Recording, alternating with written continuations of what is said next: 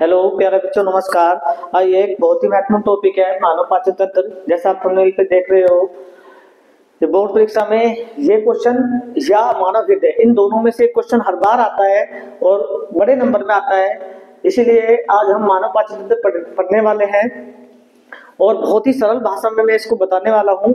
बहुत ही आसान है, जैसे जैसे मैं बताऊंगा ऐसे ऐसे मैं लिखने वाला हूँ इसमें, और आप भी इसे नोट करके आसानी से याद कर सकते हो और आराम से पेपर में भी कर सकते हो। ध्यान से देखेंगे, मानव के अंदर पाचन जो क्रिया है वो किस तरह से होती है। देखिएगा, जैसे हम भोजन को क्या करते हैं, जैसे भोजन टुकड़े को हमने तोड़ा और मुंह के अंदर लेके गए और हमने चबाना शुरू करा। जैसे हम चबाते हैं तो होता क्या है कि जैसे चबाते हैं तो भोजन को तो उसके अंदर लार मिलना शुरू होती है। इसलिए डॉक्टर भी बताते हैं कि, और बड़े लोग भी बोलते हैं कि खाने को ज्यादा समय तक चबा के खाना चाहिए, कम से कम 25 से 12 मिनट भोजन को चबा के खाना चाहिए। उसका कारण ये है कि जितना आप उसको चबाते हो तो उसके अंदर उतनी ही ज्यादा मात्रा में लार मिलती है, और लार के अंदर टाइलिन नाम का एक एंजाइम पाया जाता है जो क्या करता है, वो पाचन क्रिया को शुरू करता है। यानी कि कार्बोहाइड्रेट पे, स्टार्च पे क्या करता है, वो काम करना शुरू करता है, उसको तोड़ता है। वो करता क्या है वो आगे मैं जब लिखाऊंगा वो सारी चीजें मैं बताऊंगा। तो हमारे जो लार के अंदर क्वेश्चन ये आता है कि हमारी लार के अंदर कौन सा एंजाइम पाया जाता है, टाइलिन नाम का एंजाइम पाया जाता है। वो स्टार्च पे काम करता है, उसको तोड़ता है। इनके पाचन जो क्रिया है वो हमारे मुख से ही शुरू हो जाती है। जैसे ही भोजन को निगलते हैं तो ग्रास नली से होता हुआ भोजन कहाँ आता है, आमाशय के अंदर आता है। लेकिन होता क्या है कि जब हम भोजन निगलते हैं तो कई बार होता क्या है कि जो श्वास नली है और जो ग्रसनी है, इन दोनों का जो संगम बिंदु है उसे ग्रसनी कहते हैं। अब आप ग्रसनी के बारे में लिख सकते हो कि श्वास नली और ग्रसनी के जो संगम बिंदु होता है उसको क्या बोलते हैं, ग्रसनी बोलते हैं। होता क्या है कि भोजन, इन दोनों का जो संगम पॉइंट है ये ग्रसनी, यहाँ पे अब भोजन, अब आप कहोगे कि दोनों का जब एक ही बिंदु है तो भोजन यहाँ पे क्यों नहीं आता, इधर फेफड़ों में, ये लंग्स हैं, फेफड़ों में इसलिए नहीं आता क्योंकि यहाँ पे क्या होता है, एक वाल्व होता है जो क्या करता है, जब हम भोजन करते हैं वो ऑटोमेटिक बंद हो जाता है। एक ढक्कन होता है वो ऑटोमेटिक बंद हो जाता है और भोजन कहाँ, ग्रास नली से होता हुआ आमाशय में आता है। कई बार होता क्या है कि भोजन का कुछ अंश जब हम भोजन करते हैं तो कहाँ आ जाता है, वो हमारी श्वास नली के अंदर आ जाता है। तो उसमें होता क्या, हमें धक्का लगता है। उसका यही कारण है कि जब भोजन श्वास नली में जाता है तो हवा जो फेफड़ों से वायु आती है बाहर, वो क्या करती है, हमें धक्के के रूप में बाहर निकालती है। अगर भोजन बाहर ना जाए तो क्या होगा, इंसान की मृत्यु हो सकती है। इसीलिए क्या होता है, यहाँ पे एक ढक्कन लगा होता है और भोजन ग्रास नली से होता हुआ आमाशय के अंदर आता है। आमाशय में भोजन 3 से 4 घंटे रहता है, यहाँ पे 3 से 4 घंटे रहेगा और इस पे यहाँ भी पाचन होगा इसका 3 से 4 घंटे।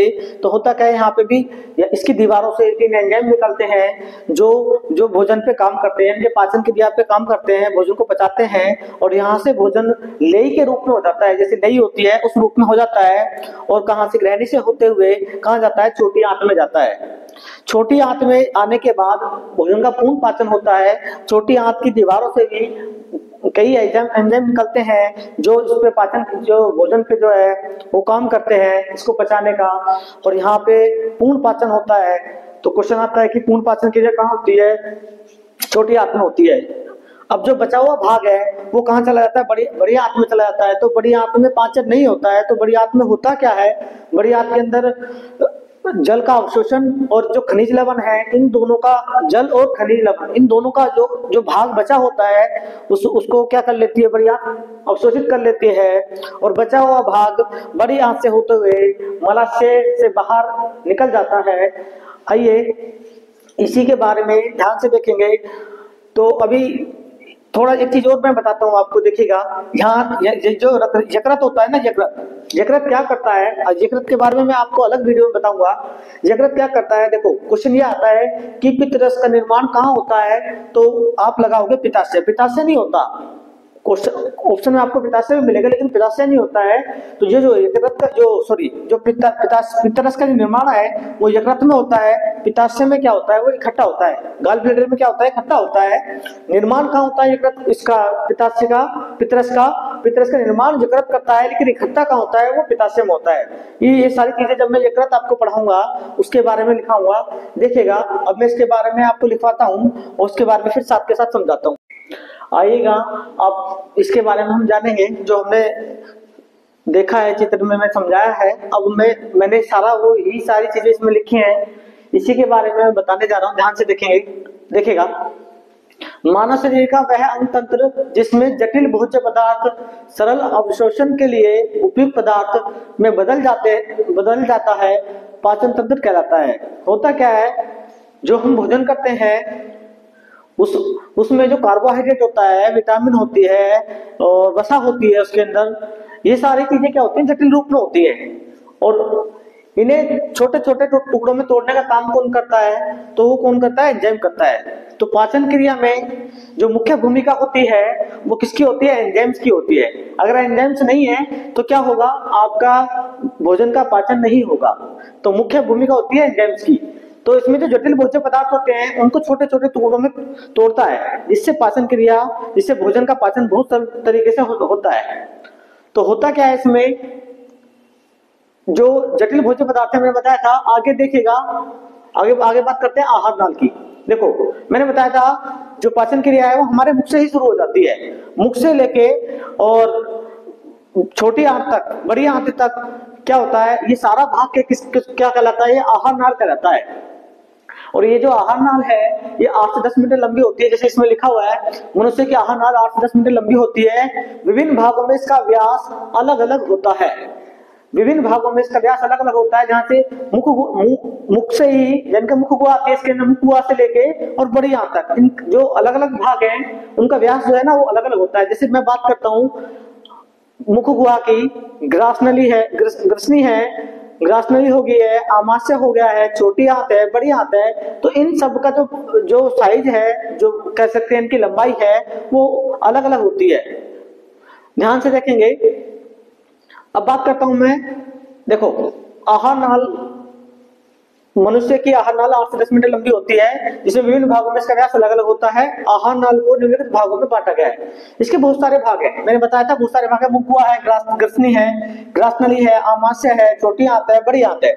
इन्हीं के बारे में हम पढ़ने वाले हैं कि इनमें पाचन की क्रिया जो है किस तरह से होती है। ध्यान से देखेंगे। सबसे पहले नंबर पे आती है मुख गुहा। मुख गुहा का मतलब हम अपने मुख की बात कर रहे हैं। तो ध्यान से देखेंगे, मुख में दांत, जीभ व लार की सहायता से भोजन का यांत्रिक व रासायनिक पाचन किया जाता है। कैसा कैसा होता है, देखो यांत्रिक होता है, तो यांत्रिक होता है और एक होता है रासायनिक। दोनों में अंतर क्या है, ध्यान से देखिएगा। यांत्रिक पाचन का मतलब है भोजन को यंत्र के द्वारा क्या कर जाता है, उसका पाचन। यंत्र क्या है, हमारे दांत है और जीभ। दांत और जीभ क्या है, ये यंत्र है। दांत काटने का काम करते हैं और जीभ क्या करती है, भोजन को पलटा देती है, जिससे लार उसमें मिलती है। और बात करते हैं रासायनिक पाचन। तो रासायनिक पाचन किसके द्वारा होता है, मैंने बताया था लार के अंदर टाइलिन नाम का एक एंजाइम पाया जाता है। तो वो क्या है, वो एक रासायनिक क्रिया है जो भोजन का पाचन करती है। तो मुख गुहा में दांत, जीभ व लार की सहायता से भोजन का यांत्रिक व रासायनिक पाचन किया जाता है। तो ये आपको समझ में आ गया होगा कि यांत्रिक और रासायनिक क्रिया ये चीजें क्या है। यांत्रिक रूप में किस तरह से होता है और रासायनिक रूप में किस तरह से होता है। यंत्र तो हमारे दांत और जीभ हैं, और रासायनिक की बात करें तो रासायनिक में एंजाइम आ जाता है। आगे देखते हैं, लार में सलाइवरी एमाइलेज या मैंने बताया था टाइलिन एंजाइम, एक ही बात है। सलाइवरी एमाइलेज कह लो या टाइलिन एंजाइम कह लो, दोनों एक ही बात है।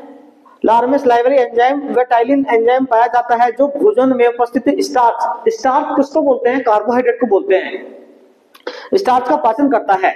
मैंने बताया था जब हम भोजन करना शुरू करते हैं, मुख के अंदर लेके जाते हैं, तो वहां पे लार होती है, भोजन में लार होती है। उसमें क्या करते हैं, जब भोजन को चबाना शुरू करते हैं उसमें लार मिलती है। लार के अंदर क्या पाया जाता है, टाइलिन नाम का एंजाइम पाया जाता है, जो काम करता है किस पे, स्टार्च पे यानी कि स्टार्च बोल तो कार्बोहाइड्रेट पे, कार्बोहाइड्रेट को तोड़ना शुरू करता है वो। ध्यान से देखेंगे आगे, स्टार्च, इसीलिए आप इस तरह से आप लिख सकते हो वहां पे भी, स्टार्च किस पे काम करता है, स्टार्च पे कौन काम करता है, टाइलिन, और किस में बदलता है, माल्टोज में। फिर ये माल्टोज क्या है, ध्यान से देखेंगे। जैसे हमने भोजन करना शुरू करा तो होता क्या है, उसमें लार मिलती है, लार के अंदर टाइलिन नाम का एंजाइम पाया जाता है और किसमें बदलता है उसको, माल्टोज में। जितनी ज्यादा देर तक हम भोजन को चबाएंगे तो वो उसके अंदर मिठास उत्पन्न हो जाती है।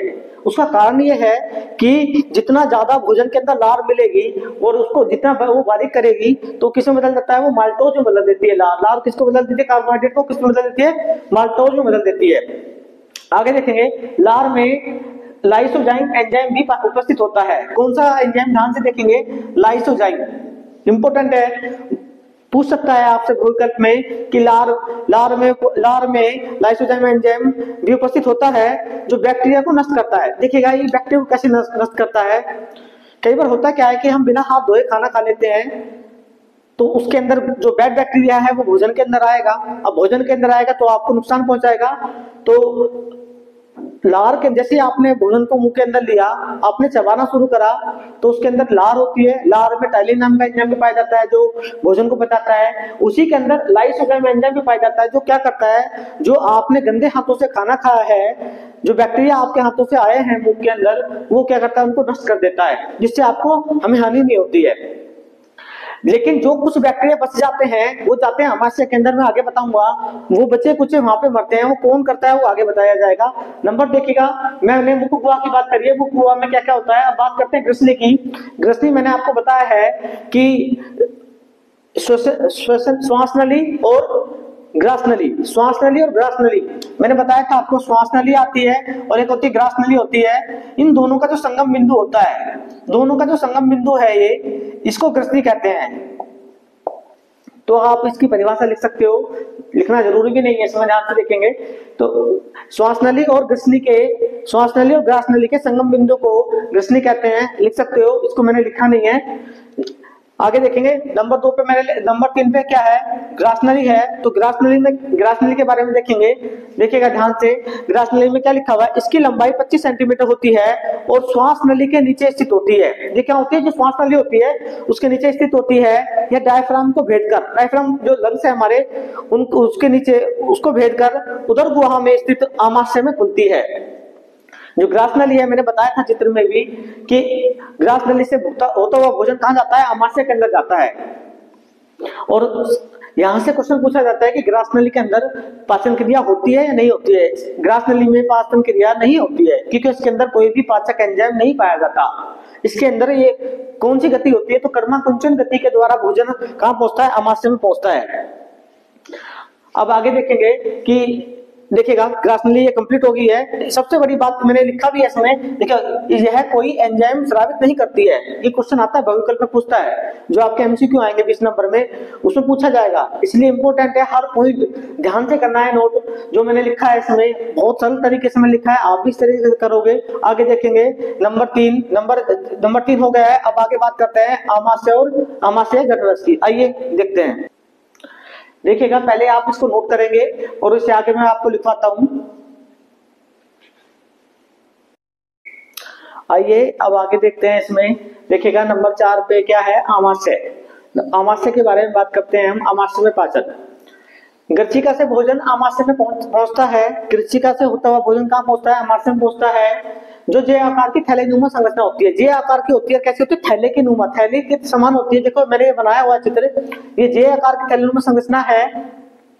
होता क्या है, इसकी दीवारों से क्या निकलता है, जो इसकी दीवार है उनसे जठररस निकलता है। और जठररस निकलता है तो जठररस में क्या पाया जाता है, जठररस होता है, अम्लीय होता है। ये अम्लीय किसके कारण होता है, वो HCl के कारण होता है, क्योंकि इससे हाइड्रोक्लोरिक अम्ल निकलता है। देखिए ध्यान से देखेंगे, आमाशय में इसकी दीवारों में स्थित ग्रंथि व कोशिकाओं के द्वारा जठररस गैस्ट्रिक जूस का स्रावन होता है, निकलता है, जो उच्च अम्लीय प्रकृति का होता है। कैसा होता है, ये उच्च अम्लीय प्रकृति का होता है, अम्लीय होता है। हाइड्रोक्लोरिक अम्ल यानी कि HCl के कारण जठररस अम्लीय होता है। जो जठररस होता है अम्लीय किसके कारण होता है, पूछ सकता है बहुविकल्प में आपसे एमसीक्यू में कि जठररस अम्लीय किसके कारण होता है, HCl के कारण होता है, हाइड्रोक्लोरिक अम्ल के कारण। आगे देखेंगे, जठररस में रेनिन एंजाइम केवल बच्चों में पाया जाता है जो दूध का पाचन करता है। दूध में केसिन प्रोटीन पाया जाता है। देखिएगा ध्यान से समझो, मैं बताता हूँ आपको। जो नवजात शिशु होता है, छोटा बच्चा होता है, जो बच्चा पैदा हुआ है, माँ का दूध का जो सेवन करता है, उसमें होता क्या है, जब माँ का दूध पीता है तो कई बार बच्चा दूध को निकालता है। दूध को निकालता है तो वो दही के समान दिखता है आपको।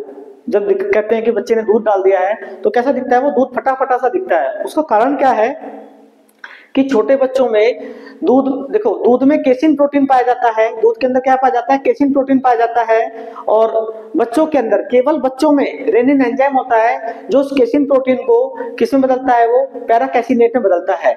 जो दूध के अंदर प्रोटीन है केसिन, उस पर कौन काम करता है, रेनिन एंजाइम काम करता है। और किस में बदलता है, पैराकैसिनेट में बदलता है। पैराकैसिनेट बोले तो दही के समान, बच्चे का जो दूध है, जो निकला हुआ दूध है, वो कैसा दिखता है, हमें दही के समान दिखता है। ये केवल बच्चों के अंदर होता है। जब वयस्क हो जाता है बच्चा, तब उसमें ये चीज, जब फिर ये रेनिन एंजाइम नहीं होता है, फिर दूसरा होता है, दूसरा काम करता है इसके दूध के प्रोटीन केसिन पे दूसरा प्रोटीन काम करता है, एंजाइम काम करता है। उसको हम आगे बताएंगे, आगे पढ़ेंगे, ध्यान से देखेंगे। इस प्रकार आमाशय में पाचन क्रिया का जो माध्यम होता है कैसा होता है, अम्लीय होता है। ये पूछ सकता है आपसे भविकल्प में, एमसीक्यू में, कि आमाशय के अंदर जो पाचन क्रिया है वो कैसी होती है, अम्लीय होती है, क्षारीय होती है, उदासीन होती है, इनमें से कोई नहीं। इस तरह से क्वेश्चन आते हैं एमसीक्यू में।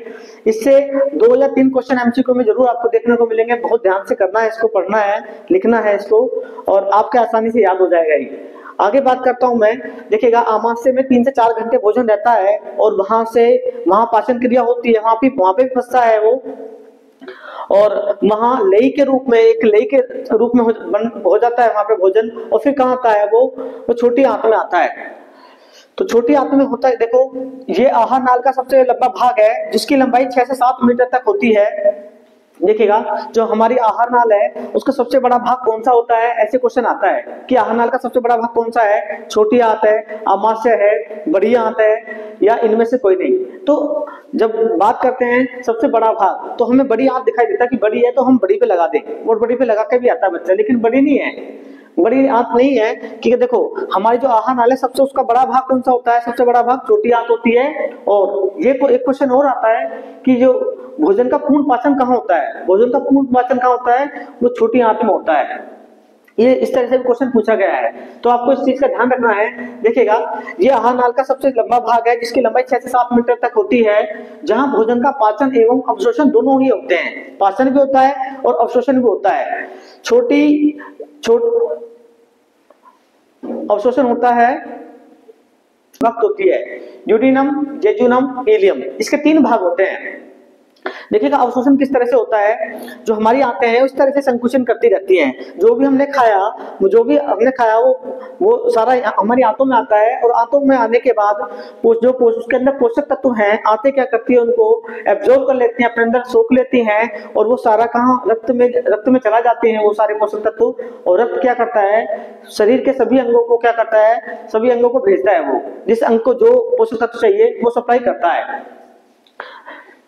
ठीक इसी प्रकार देखिएगा आगे बड़ी आंत है, बड़ी आंत में होता क्या है, मनुष्य में यहाँ पाचन की क्रिया नहीं होती है, लेकिन लवणों में जल का अवशोषण होता है। देखो बड़ी आंत में कोई पाचन क्रिया नहीं होती है, आता है क्वेश्चन, इस तरह से ध्यान रखना कि बड़ी आंत में पाचन बिल्कुल भी नहीं होता है। तो फिर वहां होता क्या है, जो वेस्टेज बच जाता है वो बड़ी आंत में चला जाता है, और बड़ी आंत में भी उसके अंदर जो जल है और खनिज लवण है उनका क्या करती है, बड़ी आंत अपने अंदर अवशोषित कर लेती है उनको, और जो वेस्टेज है वो मल के रूप में शरीर से बाहर निकल जाता है। इसी तरह से आपको इसको पढ़ना है, आप पहले देखोगे, इसको नोट करना है, उसके बाद फिर 2-3 बार आप दोहरा लोगे, वीडियो को देखो 2-3 बार, और आराम से आप इसको बहुत आसानी से कर सकते हो। देखिएगा आगे चैनल को लाइक करो और सब्सक्राइब करिएगा। धन्यवाद।